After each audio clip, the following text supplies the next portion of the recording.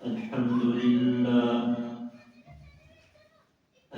لله نحمده ونستعينه ونستغفره ونعوذ بالله من شرور أنفسنا ومن سيئات أعمالنا من يهده الله فلا مضل له ومن يضلله فلا هادي له أشهد أن لا إله إلا الله وحده لا شريك له وأشهد أن محمدا عبده ورسوله اللهم صل على محمد وعلى آل محمد كما صليت على إبراهيم وعلى آل إبراهيم إنك حميد مجيد اللهم بارك على محمد وعلى آل محمد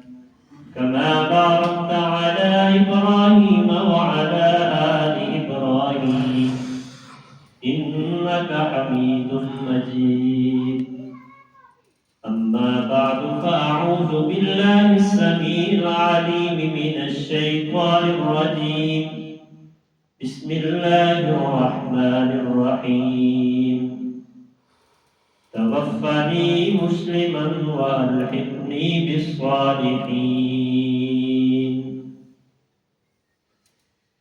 تمام تر حمد و ثنا تعریفات تسبیحات ہما قسم کے اختیارات کمالات اللہ احکم الحاکمین وحدہ لا شریک کے لیے خاص ہے بے شمار بے حساب انگن درود و سلام اور اللہ کی رحمتیں اور برکات ہوں امام الانبیاء رحمت کائنات ہادی کائنات امام المرسلین رحمت للعالمین جناب محمد الرسول اللہ صلی اللہ علیہ وآلہ وآصحابہ وسلم کی ذات گرامی پر حضرات عزیز وقار انسان کی زندگی میں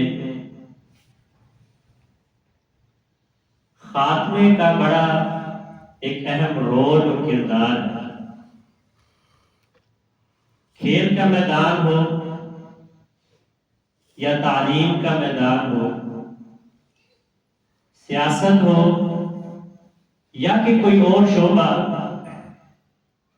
اس میں اینڈ بڑا اہم ہوا کرتا ہے مثلا ایک طالب علم وہ اپنی اس اسٹڈی میں شروع میں بڑا محنتی اچھا رزلٹ اچھا نتیجہ بہترین پروگرس لیکن at the time examination hall میں جب اس کا فائنل ایگزام ہے اس میں وہ بالکل فیل ہو جاتا ہے تو اس کی پہلے کی جتنی محنت کارکردگی بالکل زیرو اس کی کوئی ویلیو نہیں اسی طرح کھیل کا میدان شروع میں بہت ہائی بہت اچھی کارکردگی لیکن جب فیصلہ ہونا ہے وہ بالکل اس کی پروگرس لو ہے اور انجام کار کے اعتبار سے اس کا انجام شکست اور ہار تو اسی طرح ایک مسلمان کی خاص کر اور ایک انسان کی بالعموم زندگی کا خاتمہ اس کا انجام اس کا اینڈ یہ بڑا ہی اہم ہے حتیٰ کہ نبی کریم صلی اللہ علیہ وآلہ وسلم اکثر اللہ تعالیٰ سے یہ دعا کیا کرتے تھے یا مقلب القلوب ثبت قلبی علی دینک اے اللہ اے دلوں کو پھیرنے والے میرے دل کو اپنے دین پر ثابت رکھ اور اسی طرح اللہم احسن عاقبتنا فی الامور کلیہا اے اللہ ہمارے تمام معاملات کا انجام اللہ بہترین کر. اور اسی طرح جناب سیدنا حضرت یوسف علیہ السلام جن کے واقعہ کو قرآن احسن القصص کہتا ہے. قرآن میں جتنے بھی واقعات ہیں احسن القصص بہترین واقعہ. اور اسی طرح فرمایا اسی واقعہ میں آیات للسائلین، جو سائل ہیں دین کے بارے میں پوچھنے والے، دین کو سمجھنے کی تڑپ رکھنے والے، اللہ فرماتے ہیں ان کے لیے اس پورے واقعہ یوسف میں بہت ساری نشانیاں، بہت سے سبق.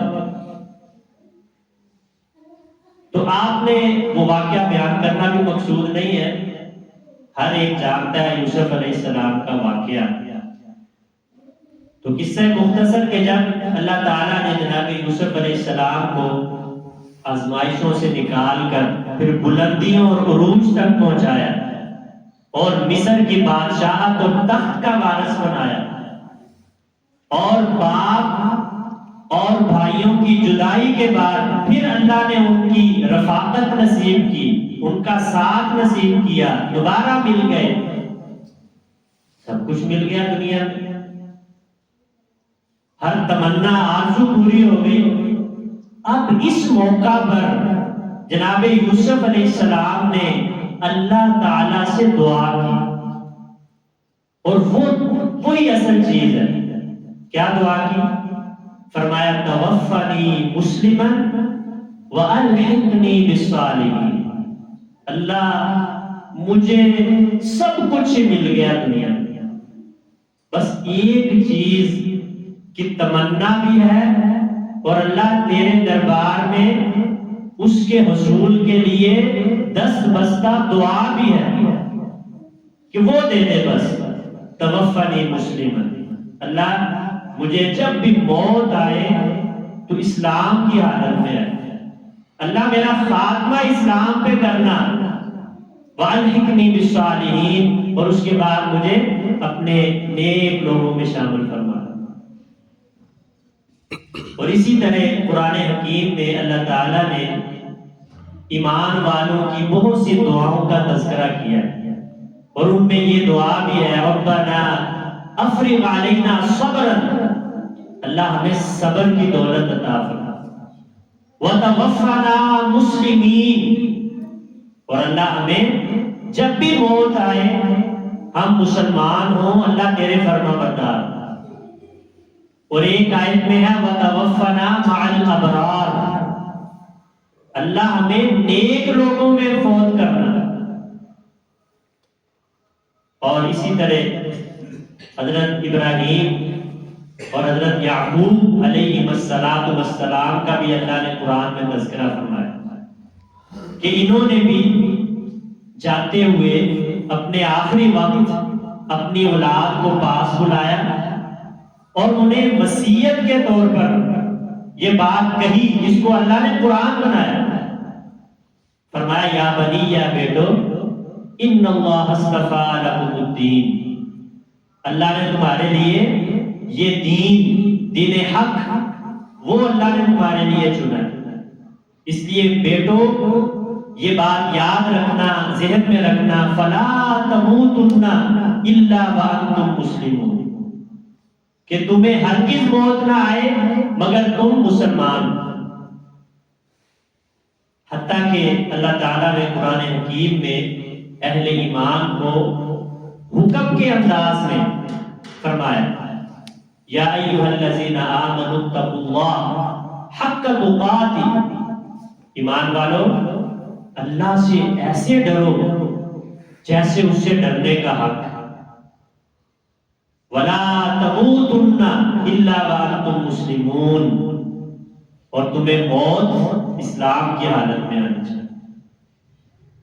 اب یہاں پر ایک بات انہی آیتوں کو اگر سامنے رکھیں کہ موت انسان کے اختیار میں نہیں ہے، یا خاتمہ انجام وہ ہمارے اختیار اور بس میں نہیں ہے، کہ ہم یہ چاہیں کہ ہماری موت ادھر مصلی پر کھڑے آ جائے، سجدے کی حالت میں آ جائے، بیت اللہ میں آ جائے، قرآن پڑھتے ہوئے آ جائے، یا کسی بھی نیکی کے کام میں، یہ ہمارے اختیار میں نہیں۔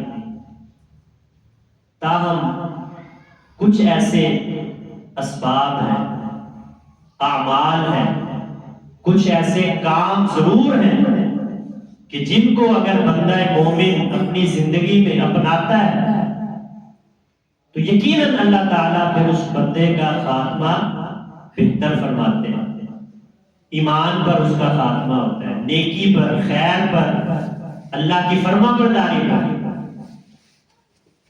جس میں سے چند باتیں میں آپ کی خدمت میں پیش کرنا چاہوں گا۔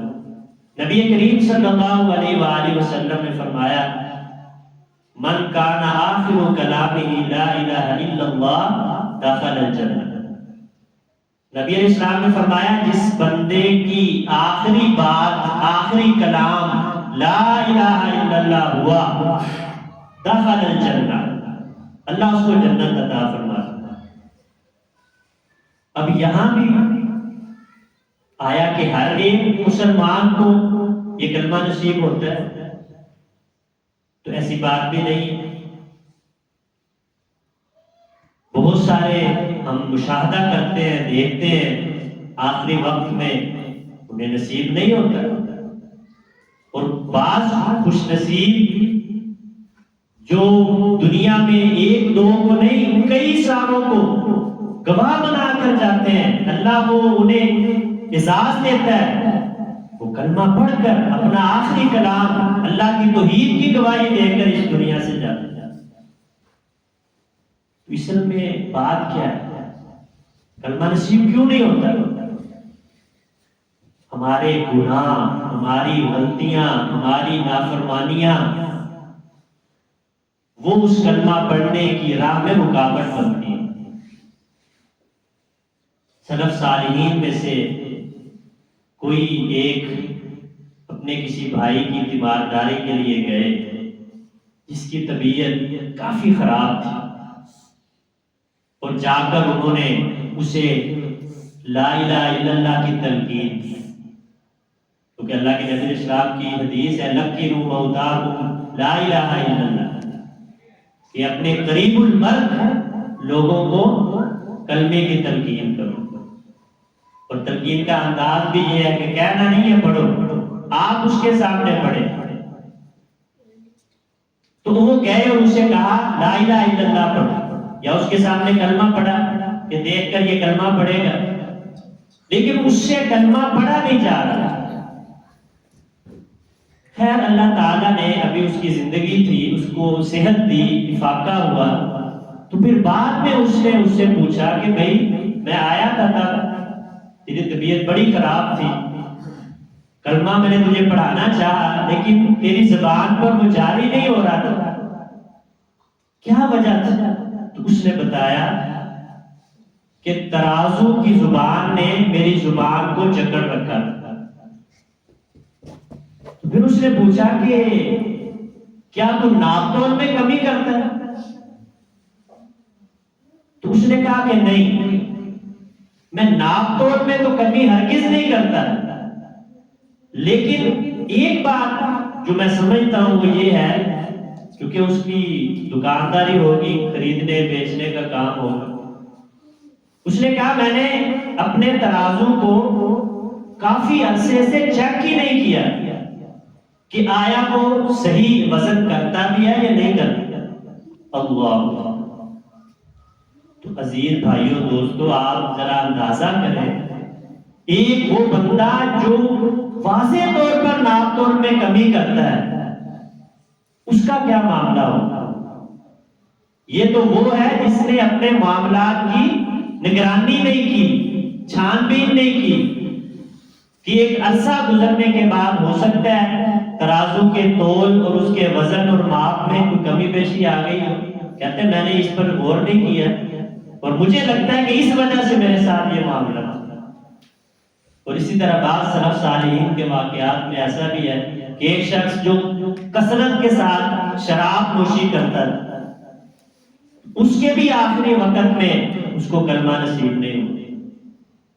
تو مقصد کیا ہے کہ انسان کے گناہ جو ہیں یہ اس کو اس اعزاز پانے میں رکاوٹ ہوتے ہیں کہ وہ کلمہ پڑھے، اس کا آخری کلام لا الہ الا اللہ۔ تو اس لیے اگر ہم چاہتے ہیں یہ سعادت پانا، اور یقیناً ہر شخص چاہتا ہے کہ اس کا انجام وہ ایمان پر ہو، اس کا آخری کلمہ، زبان کی گفتگو وہ اللہ کی توحید کا اقرار ہو، تو پھر اس کو اپنے اعمال کی اثر نو فکر کرنی چاہیے، دیکھنا چاہیے، گناہوں سے بچانا چاہیے اپنے آپ کو۔ اللہ۔ اور دوسرا جو عمل ہے جو انسان کے لیے اچھے خاتمے کی نوید بنتا ہے وہ ہے صداقت، کھرا پن۔ انسان کے قول میں صداقت ہو، ہمارے کردار میں صداقت ہو، ہماری نیت میں سچائی ہو، ہمارے جذبوں میں سچائی ہو، کھوٹ نہ ہو۔ جو کہا ہے وہی دل میں ہے، جو دل میں ہے وہی زبان پر ہے، جو زبان پر ہے اسی کے مطابق عمل ہے۔ یہ ہے صداقت۔ صحیح بخاری کے اندر یہ واقعہ موجود ہے، حضرت انس بن نضر رضی اللہ تعالیٰ عنہ کسی بنا پر غزوہ بدر میں شریک نہ ہو سکے، جس کا انہیں بڑا ملال تھا، بڑا رنج تھا کہ اللہ کے نبی صلی اللہ علیہ وسلم پہلا معرکہ ہے اور میں شریک نہیں ہو سکا۔ اس لیے اکثر اللہ کے نبی صلی اللہ علیہ وسلم سے کہا کرتے تھے کہ اے اللہ کے نبی صلی اللہ علیہ وسلم آپ گواہ رہیے، آئندہ اگر اللہ کے دشمنوں کے ساتھ کوئی معرکہ ہوا تو آپ دیکھیں گے کہ میں اللہ کی توفیق سے کیا کرتا ہوں، میں اللہ کو اپنی صداقت ظاہر کر کے دکھاؤں گا۔ تو موقع آ گیا احد کا، جا رہے ہیں احد کی طرف، راستے میں سعد بن معاذ رضی اللہ تعالیٰ نے پوچھا کہ بھئی کدھر جا رہے ہیں؟ کہنے لگے الجنت، میں اللہ کی جنت کی طرف جا رہا ہوں، اور انی لاجد ریحھا من دون احد، مجھے اس احد پہاڑ کی طرف سے جنت کی خوشبو بھی آ رہی ہے۔ اللہ۔ اور گئے، مردانہ وار جا کر دشمن کی صفوں کو چیرا، مقابلہ کیا، شہید ہو گئے۔ جب لاشیں اٹھائی تو ان کے لاشیں کو جب اٹھایا گیا تو جسم پر 80 سے زیادہ زخموں کے نشانات، حتیٰ کہ ان کا مسئلہ کیا گیا، ان کے ناک، کان، آنکھیں نکالی گئی، پہچانے نہ جاتے تھے۔ ہمشیرہ نے ہاتھ کی انگلیوں کے پوروں سے پہچانا کہ یہ میرا بھائی انس رضی اللہ تعالیٰ۔ اور انہی کے بارے میں اللہ نے سورہ احزاب میں یہ آیت نازل فرمائی کہ من المؤمنین رجال صدقوا ما عاهدوا اللہ علیہ، کہ بعض مومن صحابہ ایسے بھی ہیں کہ جنہوں نے اللہ سے کیے ہوئے وعدے کو پورا کر دیا، وفا کر دیا۔ اسے کہتے ہیں صداقت، کہ آپ جو بات کہہ رہے ہیں آپ 100% سے بھی زیادہ شور ہے اس پر، آپ کو اس کے بارے میں کوئی شک شبہ نہیں ہے، اور آپ کا اس پر اتنا کامل یقین ہے اور آپ کو کر گزرنے والے ہیں۔ یہ چیز انسان کے لیے اچھے انجام کا سبب بنتی ہے۔ اور اسی وجہ سے نبی علیہ السلام نے فرمایا کہ جو بندہ صدق دل سے اللہ سے شہادت کا سوال کرتا ہے اور اللہ اسے پھر شہادت کا درجہ اجر عطا کر دیتے ہیں، اگرچہ اس کی موت گھر پر بستر پر ہی کیوں نہ۔ یہ ہے صداقت کی اہمیت، کہ وہ صدق دل سے اللہ سے اس کا سوال کیا، اس دل میں کھوٹ نہیں تھی۔ اور نبی علیہ السلام نے فرمایا من قال لا الہ الا اللہ صدقا من قلبہ دخل الجنہ، جس نے لا الہ الا اللہ پڑھا اوپر سے نہیں، صدقا من قلبہ، صدق دل سے، دخل الجنہ، اللہ اسے جنت عطا فرما دیتا۔ یعنی اس کے دل میں کوئی شک نہیں ہے، کوئی تردد نہیں ہے کوئی شبہ نہیں ہے، کوئی ڈاؤٹ نہیں ہے کہ یہ ایسے ہو سکتا ہے یا نہیں. نہیں، اسے پتہ ہے کہ یہ اللہ اور اللہ کے رسول کا حکم ہے اور میں اس پر پکا ہوں. یہی بات وہ دعا کہ جو اللہ کے نبی علیہ السلام اکثر پڑھا کرتے تھے، رضیت باللہ ربا وبالاسلام دینا وبمحمد نبی و رسولا، کہ میں اللہ کے رب ہونے پر، محمد صلی اللہ علیہ وسلم کے نبی ہونے پر اور اسلام کے دین ہونے پر دل سے راضی ہوں. اور نبی علیہ السلام نے فرمایا تھا کہ بندہ وہ جہنمیوں والے عمل کرتا ہے فیما یبدو للناس، لوگوں کی نظروں میں، لیکن حقیقتاً وَهُوَ مِنْ أَهْلِ الْجَنَّةِ، اس کا انجام یہ ہوتا ہے کہ اینڈ پہ آ کر یہ خاتمے کی بات ہو رہی ہے، وہ بدل جاتا ہے، اس کی لائن بدل جاتی ہے، دل کی دنیا بدل جاتی ہے، وہ اللہ کے نیکی کے کاموں پہ آ جاتا ہے، اور اسی پر اس کی موت ہو جاتی ہے. وَهُوَ مِنْ أَهْلِ الْجَنَّةِ، اور اللہ اس کو جنت دے دیتے ہیں. اسی طرح ایک بندہ ساری زندگی جنتیوں والے اعمال کرتا ہے، حتیٰ کہ ایک حدیث کے الفاظ ہیں اس کے اور جنت کے درمیان ایک ہاتھ کا فاصلہ رہ جاتا ہے. لیکن ہوتا کیا ہے پھر وہ ٹرن کرتا ہے گناہی، معاصی، اللہ کی بغاوت، اللہ کی نافرمانی، شیطان کی پیروی کی طرف، اور اسی پر اس کی موت ہو جاتی ہے. وَهُوَ مِنْ أَهْلِ النَّارِ، اور وہ جو جنت کے اتنا قریب تھا، انجام یہ ہوا کہ وہ اب جہنم میں چلا گیا. تو یہ کیا ہے؟ یہ ہے خاتمہ، دی اینڈ جو ہے. اسی طرح یہ بات اور اس صداقت کی، کھرے پن کی. انسان میں منافقت، وہ مومن ہی نہیں، وہ مسلمان ہی نہیں. جس کی زبان ہی اس کا ساتھ نہ دے، جس کی قول اور فعل میں فرق ہو. ایک بدوی، عرابی، دیہاتی اللہ کے نبی صلی اللہ علیہ وسلم کے پاس آیا اور کہا کہ آپ مجھے مسلمان کریں. کلمہ پڑھا، مسلمان ہوا. کہنے لگا کہ اللہ کے نبی، میں آپ کے ساتھ مہاجر بن کے زندگی گزارنا چاہتا ہوں، مجھے گھر بار کی کوئی ضرورت نہیں. آپ نے کہا ٹھیک ہے. آپ نے اپنے ایک صحابی کی ڈیوٹی لگا دی کہ تو نے اس کا خیال رکھا. ایک جنگ پر گئے، اللہ کے نبی علیہ السلام نے اس بدوی کی ڈیوٹی لگائی کہ مجاہدین کی جو سواریاں ہیں، ان کے جانور ہیں، ان کی دیکھ بھال وہ تیری ذمہ داری. اپنی ڈیوٹی پہ کھڑے ہو گئے. خیر اس جنگ میں اللہ نے مسلمانوں کو فتح دی، بہت سارا مال غنیمت حاصل ہوا. آپ علیہ السلام نے وہ مال غنیمت صحابہ میں تقسیم فرمایا اور اس بدوی صحابی کا حصہ بھی اس کے پاس پہنچا دیا. اللہ، جب اس نے وہ مال دیکھا تو کہنے لگا کہ اللہ کی قسم، میں اس مال کے لیے مسلمان نہیں ہوا. میں تو اس لیے مسلمان ہوا ہوں کہ میں جہاد میں جاؤں اور دشمن کا تیر میرے اس جگہ پہ آ کے لگے، میں شہید ہو جاؤں اور اللہ کی جنت میں چلا جاؤں. صحابی نے جا کر اللہ کے نبی صلی اللہ علیہ وسلم کو بتایا تو آپ علیہ السلام نے فرمایا کہ اگر وہ اپنی اس بات پہ سچا ہے، اس نے یہ بات صدقے دل سے کہی ہے، تو اللہ ضرور اس کی یہ مراد پوری فرمائے. پھر ایک موقع آ گیا جنگ میں، اور یہ کھڑے ہیں دشمن کے مقابلے میں.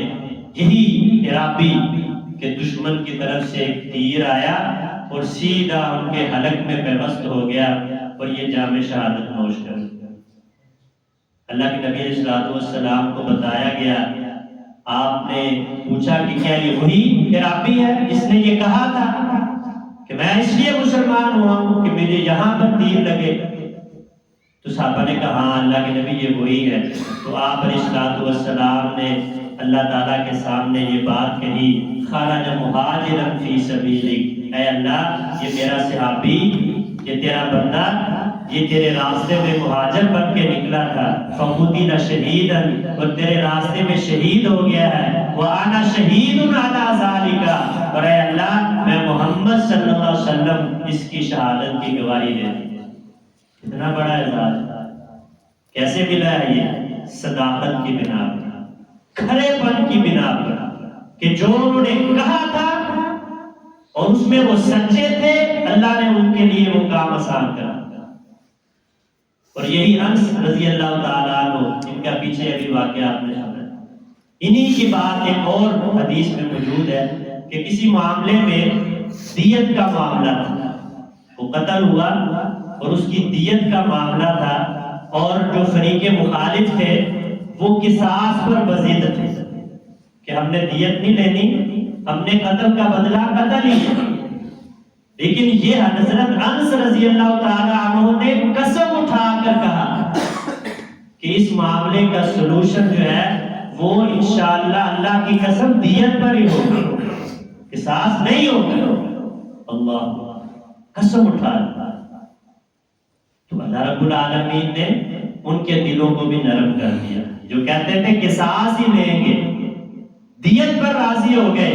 اور اس موقع پر اللہ کے نبی علیہ السلام نے فرمایا تھا ان من عباد اللہ، کہ اللہ کے بندوں میں سے بعض بندے ایسے بھی سچے ہیں کہ لو اقسم علی اللہ لابرہ، اگر وہ کسی بات پر اللہ پر قسم بھی ڈال دیں تو اللہ ان کی قسموں کی لاج رکھتے ہوئے ان کی قسموں کو بھی پورا کر دیتا۔ صداقت، کھرا پن، یہ انسان کے اندر ہونا چاہیے۔ اور اسی طرح نبی علیہ السلام سے پوچھا گیا کیا مومن بخیل ہو سکتا ہے؟ آپ نے فرمایا ہاں۔ کیا مومن بزدل ہو سکتا ہے؟ فرمایا ہاں ممکن ہے۔ پھر پوچھا کہ مومن جھوٹا ہو سکتا ہے؟ تو نبی علیہ السلام نے فرمایا کہ لا، مومن ہو اور جھوٹ ہو اس میں یہ نہیں ہو سکتا۔ اور اسی طرح تیسرا جو عمل جو انسان کے لیے اچھے انجام کا سبب ہے، آپ علیہ السلام نے فرمایا المؤمن یموت بعرق الجبین، کہ مومن جب فوت ہوتا ہے تو اس کی پیشانی پر پسینہ ہوتا ہے۔ ایک معنی تو یہی ہے کہ بظاہر اس کی جب وفات ہوتی ہے تو اس کی پیشانی پر پسینے کے قطرات ہوتے ہیں، یہ بھی ایمان کی نشانی ہے۔ اور اس کا ایک اور معنی جو شارحین نے، علماء نے کیا وہ یہ ہے کہ مومن اپنی ساری زندگی حق حلال کی کمائی کے لیے جد و جہد، محنت اور کوشش کرتا تھا، جس بنا پر اس کی پیشانی پر پسینہ آتا تھا۔ تو یہ عمل حلال کمانا، حلال کھانا، یہ بھی انسان کے لیے اچھے انجام کا سبب ہے۔ اور آخری جو بات ہے وہ ہے اللہ کے بارے میں حسن ظن۔ نبی علیہ السلام کی حدیث ہے، آپ نے فرمایا لا یموتن احدکم الا وهو یحسن الظن باللہ۔ آپ نے السلام نے فرمایا تم میں سے کسی کی موت نہیں آنی چاہیے مگر اس حال میں کہ وہ اپنے اللہ کے بارے میں اچھا گمان رکھے، کیونکہ اللہ تعالیٰ خود فرماتے ہیں، حدیث قدسی ہے کہ انا عند ظن عبدی بی، کہ میں اپنے بندے کے گمان کے مطابق اس کے ساتھ معاملہ کرتا ہوں۔ تو یہی وجہ ہے کہ پہلے سلف صالحین وہ اگر کسی بیمار کی اور قریب المرگ شخص کی تیمارداری کے لیے جاتے تھے تو جا کر اس کے سامنے اس کی نیکیاں بیان کرتے تھے کہ تجھے یاد ہے تجھے فلاں وقت فلاں کی مدد کی تھی، تو نے صدقہ کیا تھا، تو نے جہاد کیا تھا، تو نے یہ کام، نیکیاں اس کے سامنے بیان کرتے تھے۔ کیوں؟ تاکہ اس کے اندر اپنے رب کے بارے میں اچھا گمان پیدا ہو۔ اور یہ اچھا گمان نیکیوں کی بنیاد پر ہونا چاہیے، بے عملی پر نہیں کہ جی وہ اللہ غفور الرحیم ہے، اللہ بخشنے والا ہے، نہیں، نیکیوں پر۔ مثلاً اگر اللہ نے آپ کو توفیق دیا نماز پڑھنے کی تو آپ نماز پڑھیں اور اس کے بعد آپ یہ گمان رکھیں کہ میں نے یہ اللہ کا حکم مانا ہے، اچھا کام کیا ہے، اللہ میرے ساتھ بھی اچھا کرے۔ تو یہ وہ چند باتیں تھیں کہ جن کی بنا پر اللہ رب العزت اس بندہ مومن کا انجام ایمان پر، اسلام پر اور خیر پر فرماتے ہیں۔ اللہ سے دعا ہے کہ اللہ تعالیٰ ہمیں ان اسباب کو اختیار کرنے کی توفیق عطا فرمائے، اور ہمارا بھی جب خاتمہ ہو تو اسلام پر ہو، ایمان پر ہو، اور اللہ موت کے بعد بھی ہمیں صالحین میں، اپنے فرما برداروں میں ساتھ نصیب فرمائے۔ وما علیہ الا البلاغ۔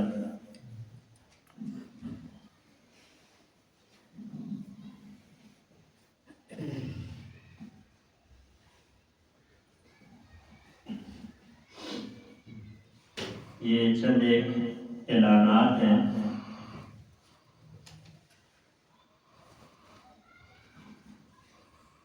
پہلے بھی آپ کے علم میں ہے کہ بروز اتوار نماز عشاء کے بعد آپ کی اسی مسجد القیوم میں ترجمہ قرآن کلاس کا باقاعدگی کے ساتھ جو ہے وہ انعقاد کیا جاتا ہے، تو جس میں بڑے سہل آسان انداز کے ساتھ قرآن کا ترجمہ وہ سکھایا جاتا ہے۔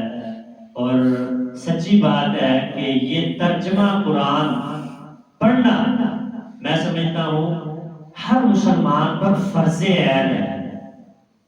اگر ہم اس بات کو سمجھ لیں کہ قرآن پاک کو ترجمے کے ساتھ پڑھ لینا یہ ہمارے بند دریچے کھول دے گا، اور ہماری زندگی کی آپ سوچ نہیں سکتے کتنی مشکلات اللہ تعالیٰ آسان فرما دے۔ تو اس لیے آپ ایج کے کسی بھی حصے پہ ہیں، قرآن پاک کو سمجھیے ترجمے کے ساتھ، اور انشاءاللہ اس کا ثمر، اس کا فائدہ وہ آپ خود ہی ملاحظہ فرمائیں گے۔ تو اس لیے یہ بڑی غنیمت ہے کہ آپ کے لیے یہاں پر یہ موقع میسر ہے۔ تو انتہائی مختصر دورانیہ ہوتا ہے، آپ خود بھی اس کی طرف توجہ دیں اور اپنے بچوں کو خصوصاً جو ہے وہ اس کلاس کا حصہ بنائیے۔ اللہ انشاءاللہ آپ کا اس کو بہترین اجر عطا فرمائے۔ اور اسی طرح ایک ہمارے دوست ہیں زاہد صاحب، صادق آباد سے، ان کی بھانجی وہ الشفا ہاسپٹل اسلام آباد میں ایڈمٹ ہیں، شدید بیمار ہیں، ان کے لیے بھی، دیگر بیماروں کے لیے بھی دعا فرمائیے کہ اللہ رب العزت سب بیماروں کو صحت کاملہ عاجلہ دائمہ نصیب فرمائے۔ اور آخری اعلان، آپ کی یہ مسجد علاقے میں یہ خیر کا باعث ہوتی ہے، اور آپ کے لیے بہت بڑی غنیمت ہے کہ اللہ نے آپ کو یہ مرکز عطا کیا ہے۔ تو اس کی تعمیر، اس کی آبادی وہ آپ کے ذمہ ہے، اور یہ آپ کے لیے سعادت کا کام ہے کہ اللہ اگر آپ کے ذریعے اللہ کے گھر کے کاموں میں آپ کا حصہ ڈلے تو مسجد کی تعمیر، اور اس میں جو آپ مسجد کا مینار وہ زیر تعمیر ہے، اور اس سلسلے میں کوئی فنڈز کی کمی کے باعث کام میں ذرا انقطاع آیا ہے، تو اس حوالہ سے بھی آپ تمام احباب توجہ دیں، چونکہ مجھے بتایا گیا ہے کہ یہاں پر روٹین نہیں ہے اعلان کرنے کی چندے کے حوالے سے، تو خاص مواقع پر آپ سے اپیل کی جاتی ہے۔ تو اس لیے آج کے اس جمعہ میں جتنے بھی احباب تشریف فرما ہیں، اپنی طاقت اور بساط اور حیثیت کے مطابق ضرور اس معاملے میں تعاون کر کے جائیے گا۔ اللہ تعالی ہم سب کے علم، عمل، کاروبار میں، اولادوں میں، زندگیوں میں، ایمان میں خیر و برکت نصیب فرمائے۔ الحمدللہ نحمده ونستعینه ونستغفره ونعوذ باللہ من شرور انفسنا ومن سیئات اعمالنا، من يهده الله فلا مضل له ومن يضلل فلا هادي له، أشهد أن لا إله إلا الله وحده لا شريك له، وأشهد أن محمدا عبده ورسوله۔ اللهم صل على محمد وعلى آل محمد كما صليت على إبراهيم وعلى آل إبراهيم إنك حميد مجيد۔ اللهم بارك على محمد وعلى آل محمد كما باركت على إبراهيم وعلى آل إبراهيم إنك حميد مجيد۔ أما بعد فإن خير الحديث كتاب الله، وخير الهدي هدي محمد صلى الله عليه وسلم، وشر الأمور محدثاتها، وكل محدثة بدعة، وكل بدعة ضلالة، وكل ضلالة في النار۔ سبحان ربك رب العزة عما يصفون، وسلام على المرسلين، والحمد لله رب العالمين۔